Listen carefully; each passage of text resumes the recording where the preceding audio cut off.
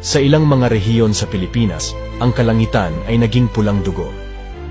Maraming tao ang nagsasabi na ito ang tanda ng papalapit na sakuna at isang babala mula sa Diyos. Nagpropesya ang Biblia. At ako'y magpapakita ng mga kababalaghan sa langit at sa lupa, dugo at apoy at mga haliging usok.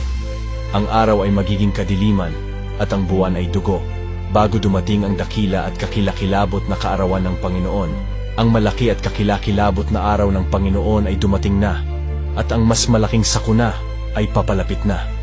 Ngunit hindi ito ang oras para matakot. Ito ang oras para sa pagsisisi at paghahanap sa awa ng Diyos.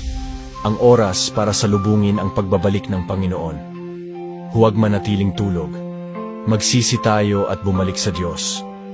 Tanging sa pagsalubong sa Panginoon ay maaari tayong makalaya sa kapinsalaan ng mga sakuna. Nais mo bang malaman kung paano salubungin ang Panginoon? Mangyaring mag-iwan ng mensahe upang makipag-ugnayan sa akin.